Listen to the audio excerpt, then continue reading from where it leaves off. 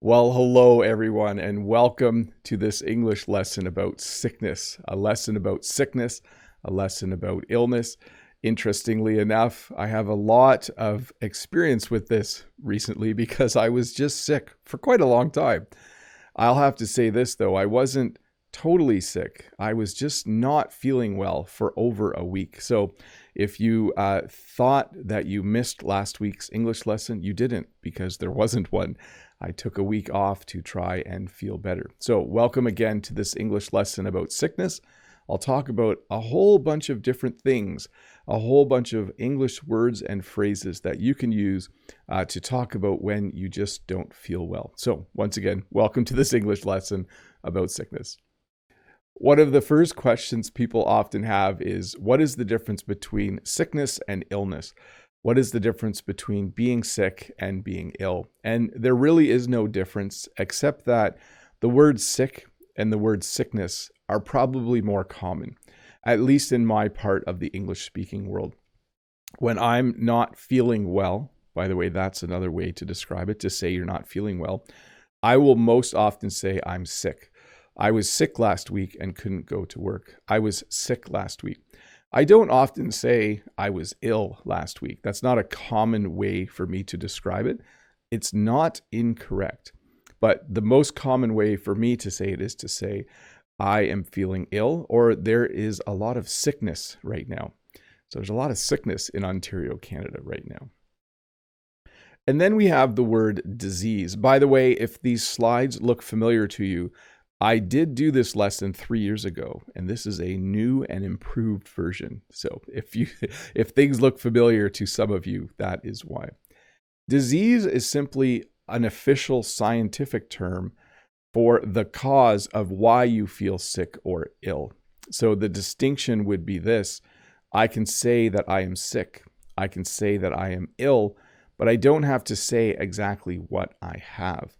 But when you talk about specific things that go around, like malaria, you would say that there are diseases in the world. So disease is simply a much more scientific way, a formal way to talk about specific things that go around. That's another phrase, by the way. Sicknesses and illnesses and diseases go around. There's something going around right now in Ontario, Canada. There's a few ways to describe how you're feeling. One of the most common ways to describe how you feel right before you get really sick is to say that you feel under the weather. A week and a half ago, I started to feel under the weather. I didn't have as much energy each day as I normally had. I was starting to have a bit of a stuffed up nose and my throat was a bit sore. So I would say to people, I'm just not feeling great today. I feel under the weather. I think I might be getting sick. And I was right. You might also use this phrase. This is very, very common. It's common to say, I don't feel good. If someone says to you, hey, how are you doing? And if you are starting to feel sick, you might say, I don't feel good. And sometimes we add the English word just. I just don't feel good. Hey, you don't seem yourself today. You don't seem to have a lot of energy. Yeah, I just don't feel good. And then if your boss is nice, they might say, why don't you just take the rest of the day off? If you're feeling under the weather, if you don't feel good, why don't you just go home and rest? That's what nice bosses say. Let's go over a few things that actually indicate that you are sick. You could have a cough. We can also switch this to the verb form and say that you cough. So this is a cough. I've just coughed the proper way. By the way, we used to cough like this. Now we cough into our elbow, which I find a little difficult to do sometimes. But when you have a cough, you cough into your elbow. You might have a fever. So if your temperature goes really, really high, if your temperature goes above 38 point something degrees Celsius or above 100 degrees Fahrenheit or 98 or 99, I don't know the details. I'm not a doctor. But if your normal body temperature is here and it's a few degrees higher, you have a fever. A fever is caused by an infection or having some sort of sickness, and it makes you feel Strangely enough, a fever can make you feel really hot, but it could also make you feel really cold. You can have the chills sometimes when you have a fever. So even though your body temperature is high, you actually can feel cold when you have a fever. You might have a sore throat. This is what I had. There's different levels of severity. You might have a bit of a sore throat. You might have a really sore throat. You might have a sore throat that's so sore that you lose your voice and you can't talk anymore. There are 2 teachers at school right now who can't talk very loudly because their throats were so sore that they have lost their voice. That is not a nice thing for a teacher to have, by the way. A sore throat is the worst thing for a teacher.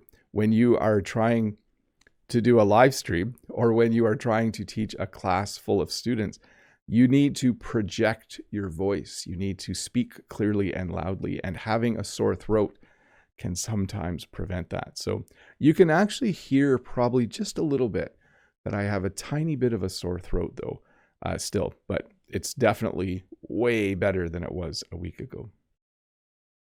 You might have a stuffed up nose. So right now, I can easily breathe through my nose. There are a couple of people in my house, Jen and one of my kids, who are having trouble breathing through their nose because they have a stuffed up nose. They just have a lot of snot in their nose. That's what the stuff in your nose is called when you're stuffed up.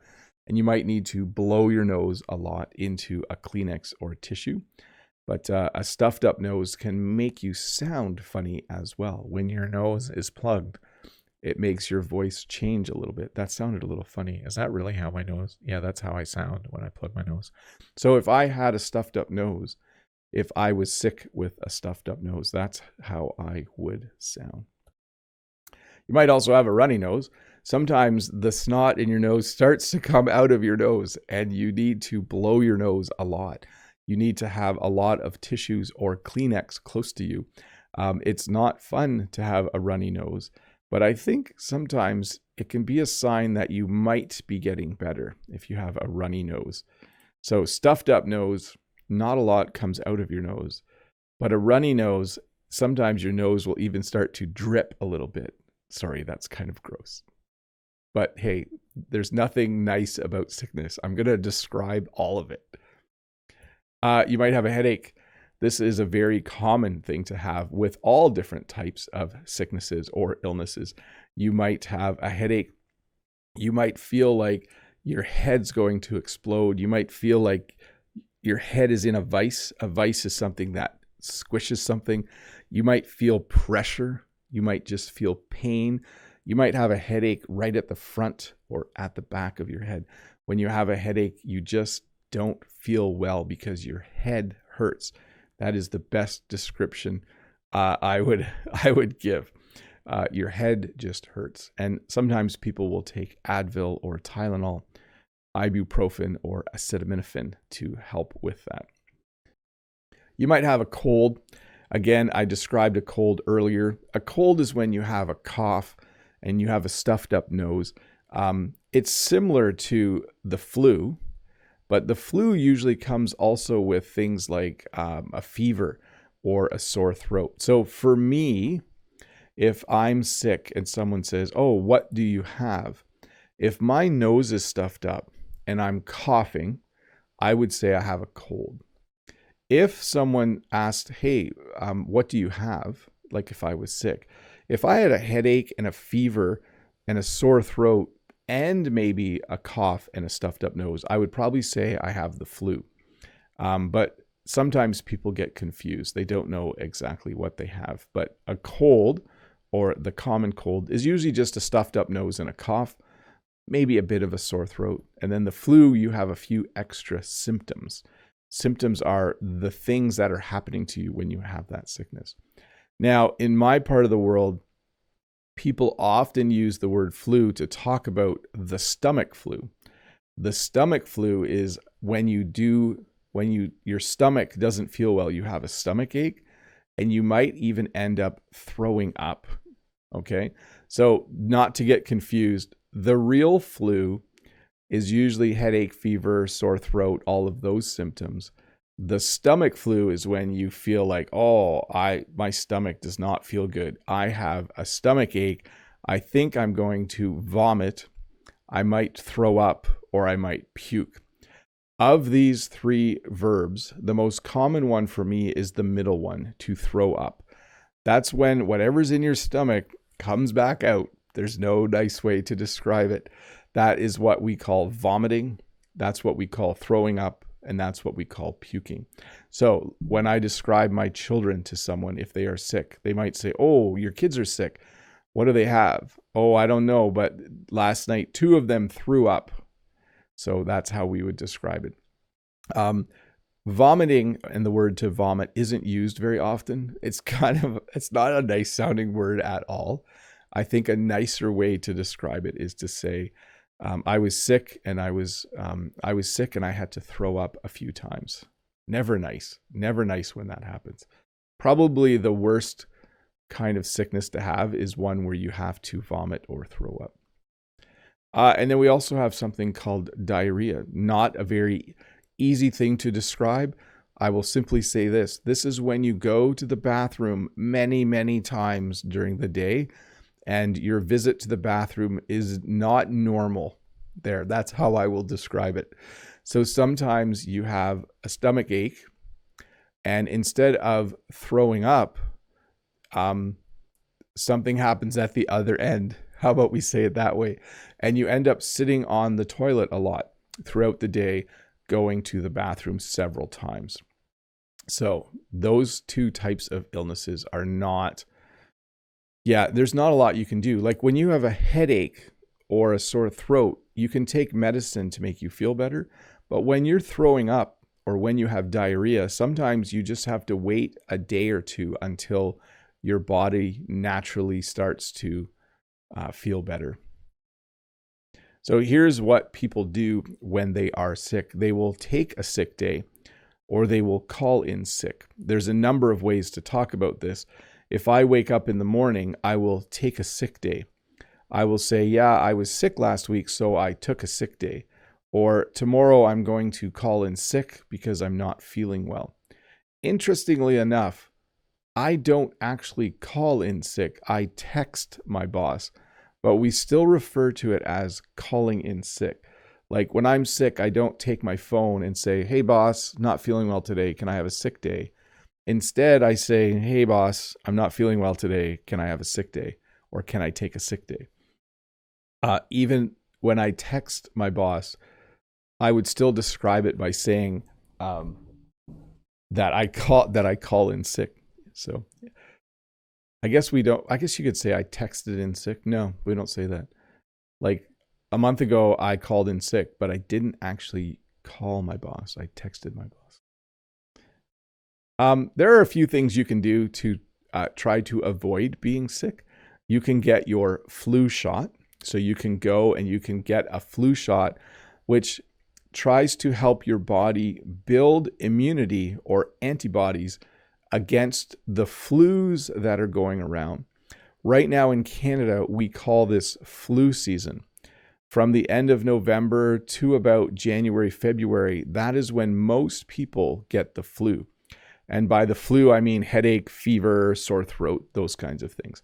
So many people will get the flu shot in order to hopefully avoid getting the flu. And we have, of course, everyone is familiar with what vaccines are now that we have been through a couple years of a pandemic. A vaccine is something that you get to help you avoid getting a disease or a severe version of that disease. So many people have gotten vaccinated in the last few years against COVID to help stop the spread of it or to reduce the severity of the symptoms if you do happen to get it. And I mentioned symptoms a few times. Symptoms are the way in which you know you are sick. So when someone says, do you have a cold? You say, yeah, I have a few symptoms. I have a stuffed up nose and I have a cough. Do you have the flu? Yes, I have 3 or 4 symptoms right now. I have a sore throat. I have a headache. I have a fever. Yeah, that's as many as I can think of off the top of my head. So symptoms are kind of the outward signs that you are sick. So if you hear someone coughing, that's one of the symptoms of having a cold or something else. And then, of course, there is treatment. So when you have different things, there are different treatments. I mentioned earlier, when you have a headache, one of the treatments for a headache is to take something called ibuprofen. We sometimes just call it Advil here because that's the most common name brand. But you often, when you are sick, you want a treatment. What is bad is if something is going around where there is no treatment. So when you have something where there's no treatment, your body just needs to fight it off all by itself. And then we have something as well called antibiotics. So sometimes you are sick because you have an infection. You are sick and you have something that can be killed by antibiotics. So sometimes you go to the doctor and you say, these are my symptoms. And the doctor says, okay, we're going to put you on antibiotics because that will help you. You'll take something that will help your body fight off whatever it is you have. So you may have noticed I've used the phrase to fight off quite a bit. I don't have a slide for this, but we often say that when you are sick, when you are getting better, you are fighting off the cold or you're fighting off the flu. Someone might say, oh, I'm not feeling well. I have the flu. I'm just going to sleep for a few days and rest until my body can fight off the flu. So that is definitely a very common way of describing how your body tries to get rid of the sickness. And then we also just have what we call medicine. People in the past have asked me, what's the difference between pills or medicine or treatment? Medicine is simply the standard term for anything you take that helps you feel better. Okay, so when you take something like I have prescriptions, I have medication that I take. I could also refer to that as medicine. Medicines are things that humans have invented or developed that help people fight off infection or fight off disease or illness. Contagious. So some of these words I think are very familiar now. When something is contagious, it means it spreads from person to person. Some things are highly contagious. Some things are less contagious. Some diseases are contagious just by people breathing the same air. Sometimes when you are sick and you touch something, like if I touch my phone and then Jen touches my phone, I might be contagious and it might spread via surfaces. But when you are contagious, it means that you are sick and you are able to spread the sickness. Okay? So when at different parts of the sickness, you might not be contagious. What's dangerous is when you're contagious before you have symptoms. So sometimes there are diseases where you don't feel sick, but you're already breathing out or leaving the disease everywhere and other people can get it from you. Those are the most dangerous kinds, things that can spread before you have symptoms. And I have just used the word spread quite a bit. When something spreads, it means it moves from one person to another. It moves from one town to another. When you have a disease in one school, it often will spread to another school. If you have a school for younger kids and a high school for older kids, but if they have brothers and sisters in each school, sometimes it will spread from one school to another. So when you're contagious, you are helping a disease to spread. That's how I would say that. Sometimes we have what's called an outbreak. So in Canada, sometimes older people will live in an old age home. They'll live in a special apartment building for older people where there's always a nurse on duty and where they can all eat meals together. It's called an old age home. But sometimes there's an outbreak in an old age home. sometimes so many people in the building have the same thing. They all have the flu. They declare an outbreak, and then no one is allowed to visit for a few days until the outbreak is over. So an outbreak is simply when a lot of people in one place have the same sickness. We would call that an outbreak. Sometimes they will quarantine or put people in isolation. I think we are all aware of this now. There was a time where if you traveled from one country to another country, when you arrived, you had to stay in quarantine. You had to stay in isolation for 10 days. They would put you in a special hotel and you would have to stay in your room for 10 days until you could prove that you didn't have COVID. So that is when you are in quarantine or isolation, you are kept separate from everyone else for a certain number of days until you are either not getting sick or stop being sick, one of the two. And we have what's called an epidemic and a pandemic. An epidemic is when a certain disease spreads quickly in a certain area. So a city can have an epidemic, a town can have an epidemic, a province can have an epidemic. But when it goes worldwide, we call it a pandemic. So that's the difference between epidemic and pandemic. An epidemic is when, like the entire city of Toronto, everyone's getting the same flu. There's an epidemic. There's a flu epidemic. But if everyone in the world was getting the same flu, we would say it's a pandemic. So that's the difference, is that a pandemic is worldwide. Then we have things like this, a couple phrases here. I'm not feeling 100%. I actually said this earlier. This is a phrase you can use when you're starting to feel sick and also when you're starting to feel better. So here's a couple of examples. I might call in sick tomorrow because I'm not feeling 100%. I feel like I'm coming down with something. I'm feeling under the weather. So before you actually get really sick, you could say, I'm not feeling 100%. When you're sick, though, when you are starting to feel better, you might go to work and someone might say, hey, you're back. Are you feeling better? And you could say, yeah, I'm back. I'm not feeling 100%, but I feel a lot better than I did yesterday. So it can happen at the beginning of an illness or at the end, and you can use it to describe how you are feeling. So I have the phrase a bit of a, because we use this phrase a lot when we're describing things. And I think I did this earlier in the lesson.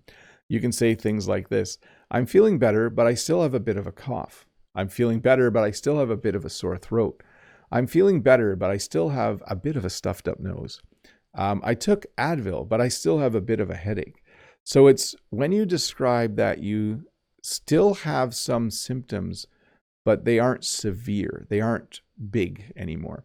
And you can use this as well before you get sick. You could say, I'm going to go home from work early because I have a bit of a sore throat. I think it's getting worse. I have a bit of a cough, so I feel like I should stay home today because I don't want to go out in public and cough on other people or around other people. You should never cough on other people. And then, of course, the last thing you want is you want to feel better. When I take a sick day, I text my boss and he'll say, I hope you feel better tomorrow. And then the next day when I go to work, he'll say, are you feeling better? And I'll say, yes, I feel much better, or I feel better. So when you are sick, you don't feel good. But when you're done being sick, you feel better. That is probably the most common way to describe it. Oh, I feel better. I feel a lot better. I feel way better today. By the way, I feel way better.